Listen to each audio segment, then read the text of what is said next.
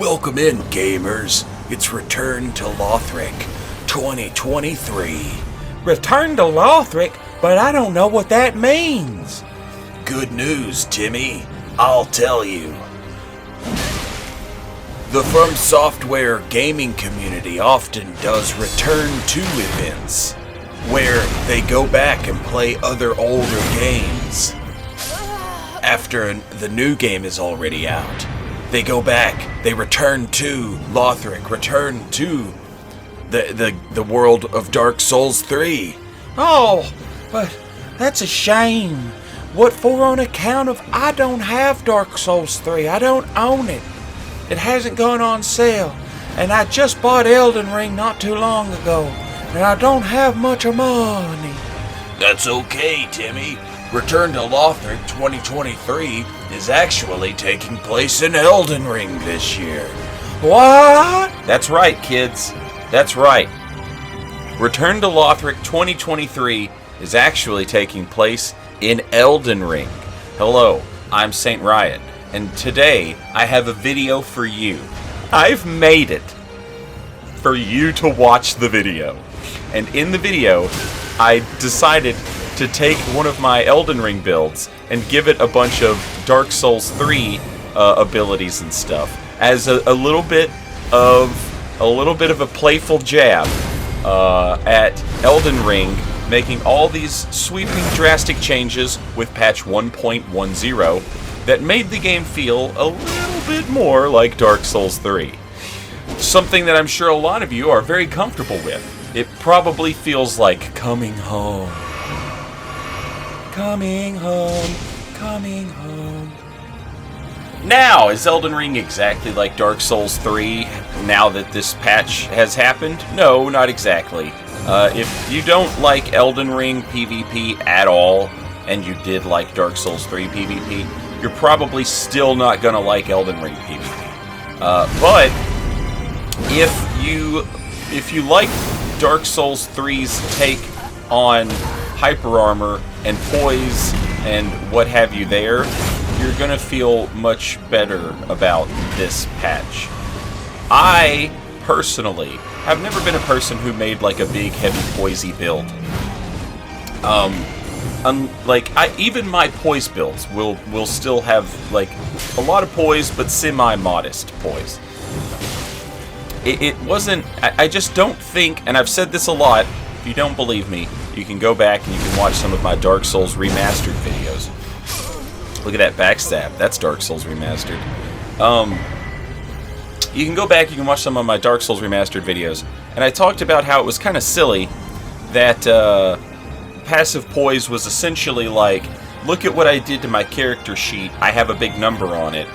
Now when someone hits me, I am rewarded. I got rewarded for allowing my opponent to hit me.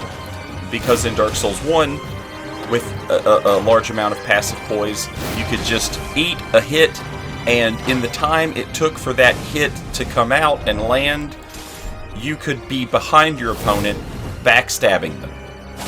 And there was no, like, getting out of that backstab, like in later games.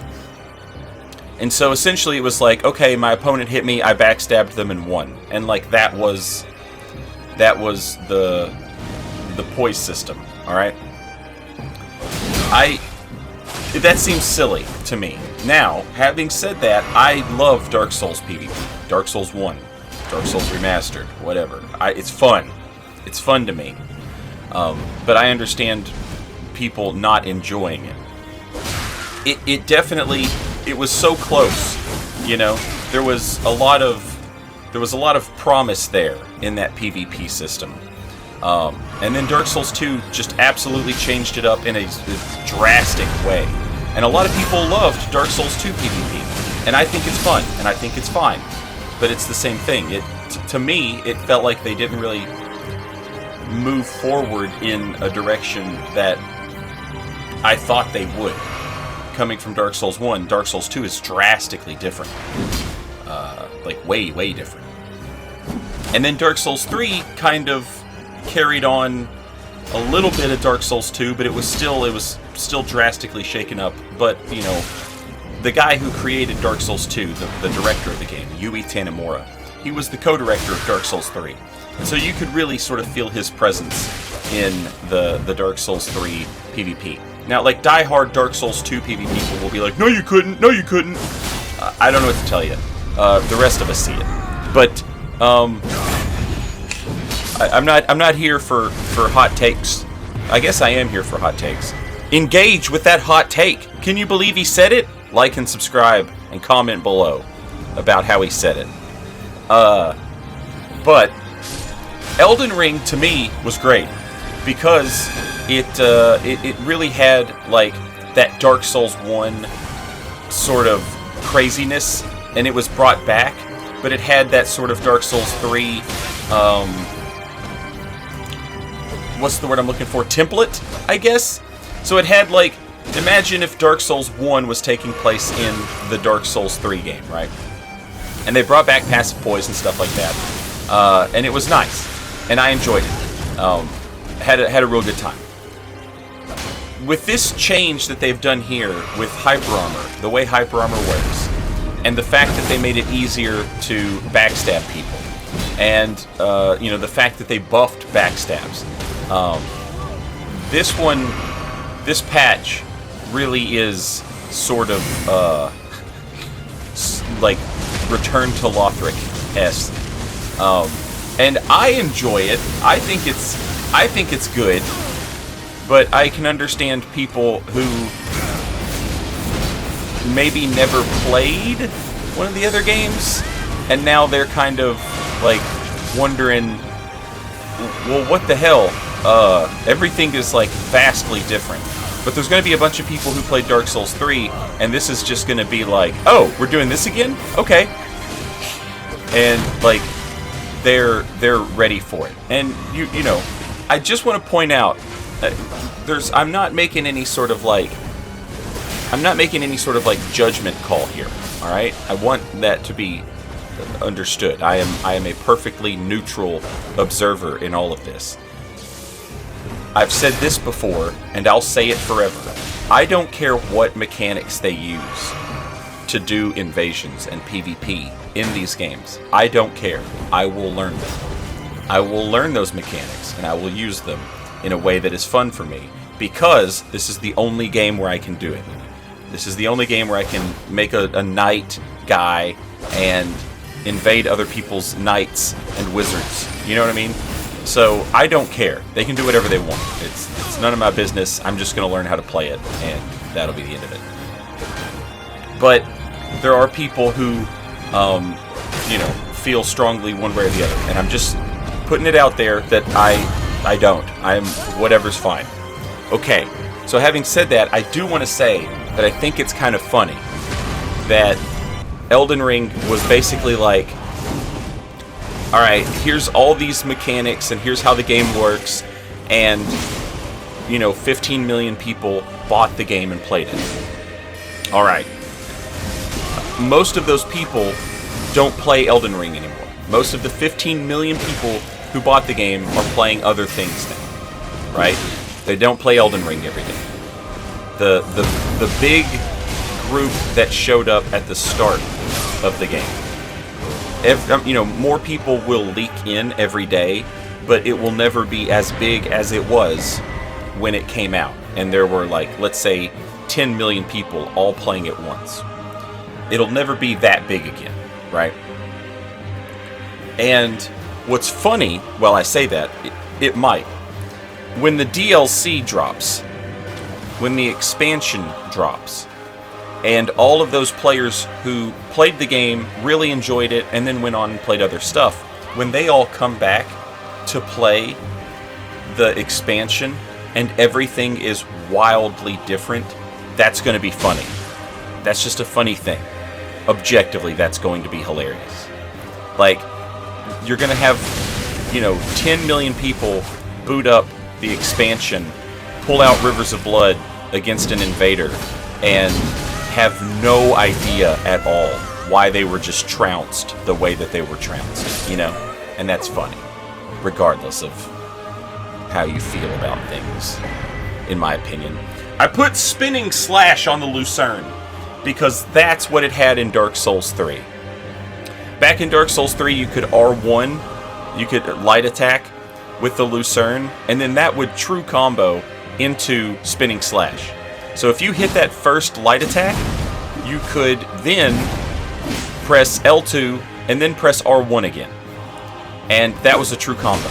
When the game first came out, when Dark Souls 3 first came out, you could press R1, L2, R2, and that was a true combo. And then they patched that. They said that's too strong. We're taking that away, but we'll let you keep light attack, weapon art, light attack. But we're not going to let you have weapon art. I'm sorry, we're not going to let you have light attack, weapon art, weapon art. That's too strong. In Elden Ring, spinning slash on the Lucerne is just a true combo. The whole thing. If you hit with the first part, you hit with all of it. And I have always, back in Dark Souls 3, the Lucerne was one of my favorite weapons. It had hyper armor. It was capable of trading with faster weapons like, straight swords and katanas and curved swords. It was able to hyper armor through those things if you had enough poise. And so I put spinning slash on the Lucerne for this, and it's just as good. You might have seen, I didn't want to do it a lot because, one, it doesn't fit this build, and two, I didn't do it when it was a thing back in Dark Souls 3. But I also put spinning weapon, or whatever it's called, on the Knight Rider glaive because of the split leaf greatsword in Dark Souls 3. That thing was brutal. And so, as I just mentioned, they patched the Lucerne combo, and then with the second DLC for Dark Souls 3, they just brought it back, but with a different weapon, and made it more intense. It was much more dangerous than the Lucerne or the Black Knight Glaive was. The Black Knight Glaive and the Lucerne, if they hit their combo, you're talking about like 70-80% of your health. But the split leaf, when it first came out, could do 100% of your health with its combo, which was pretty busted. I think they did nerf it a little, but it's still strong. And it still has a combo that outclasses either the Black Knight Glaive or the Lucerne to this very day.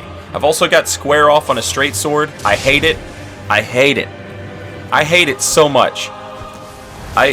Everybody's like, square off is so good, and it is. It's so good against bosses. It posture breaks them so quickly. It does a lot of damage. It does thrust damage or pierce damage.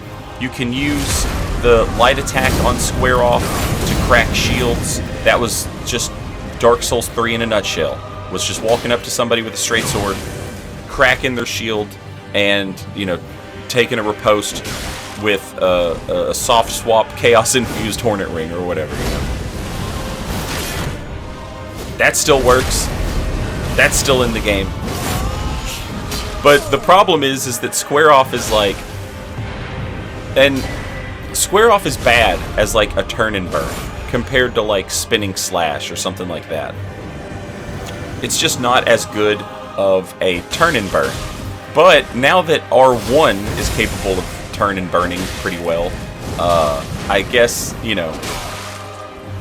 it doesn't really matter as much, but I still wouldn't want to try. I still feel like turn and burns are a little iffy.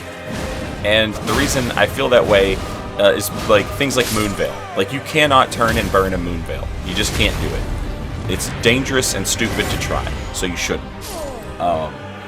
It's the same thing now with anything that has hyper armor. If you try and turn and burn hyper armor with a straight sword, you're gonna lose. This is one thing about the patch that I would like to see them change. I wish that heavy attacks did more poise damage against hyper armor. I totally understand. I totally understand not allowing, a lot of the Ashes of War to do a lot of poise damage against hyper armor. I understand not allowing that, okay? And I totally understand not allowing light attacks to do a lot of damage against hyper armor. But I feel like heavy attack R2 for me was in a really good spot before, because that was the attack that you used to mess up passive poise. Saint, there was no ballista in Dark Souls 3. Well, that's where you're wrong, kiddo. Just pretend I'm using the Millwood bow. But I don't have to dupe golem arrows. Just pretend that's what's happening. Alright. Yeah, so the heavy attacks were really good against passive poise. And I liked that. It gave heavy attacks something to do. And as it stands now, they don't have as much to do. They're still useful. They can still set up for combos. They can still set up for, like having a frame advantage. I hate saying that, like about Dark Souls. I hate it. But they can still set you up to have like a frame advantage against your opponent, and that's cool. But yeah, like I would like it if they buffed the heavy attack. I would like it if they buffed the heavy attack poise damage against Hyper. That would be nice. I could get behind that, and it would give heavy attacks something to do again, which would be nice. And obviously they do, right? Heavy attacks do more damage against hyper armor. They just don't do enough. Like a straight sword heavy attack is not enough to make a great sword not press light attack. And that is the sort of thing that I would like to see. If you want to, like if you want to let colossal weapons and great hammers get through a heavy attack, okay, okay, especially from a straight sword. Like that's I get that, but I feel like the greatsword maybe doesn't need all that or doesn't deserve all that.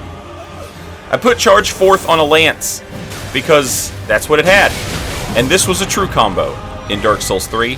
R1 into charge fourth. Enjoy all that damage. I would like to point out, I shouldn't have to say this, but I will. None of this is true combos in Elden Ring, like it was in Dark Souls 3. R1 into Ash of War is not a true combo, and it shouldn't be.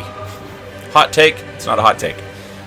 You shouldn't be rewarded for landing the fastest attack your weapon has. You shouldn't be rewarded with getting, the most damaging move your weapon has after you hit the easiest attack your weapon has, which was a thing Dark Souls 3 let you do a lot. Or it would let you light attack into light attack true combo. And after going back and playing the other PvP, in Dark Souls 2 and in Dark Souls 1 and Demon Souls, Bloodborne, it felt strange coming back to Dark Souls 3. Like, why did they let this happen? Why did they do this? However, spinning slash on the Lucerne is just a true combo to itself now, and that's good. That's nice. But they've sort of turned Elden Ring into a game of reads now, where you hit your opponent, and instead of having some guaranteed true combo or something like that, it becomes a what happens now? What does my opponent do? Do they panic roll? Do they try and attack? Do they jump? What do they do? And I can get behind that. That seems pretty good. And the change to hyper armor, where you're rewarded for using your hyper armor by having incoming damage reduced, and your hyper armor is better. I can get behind that as well. The idea that hyper armor comes with some innate damage reduction, if it didn't have that, I feel like it would be one of those things where it's like, well, okay, then what's the point of making trades?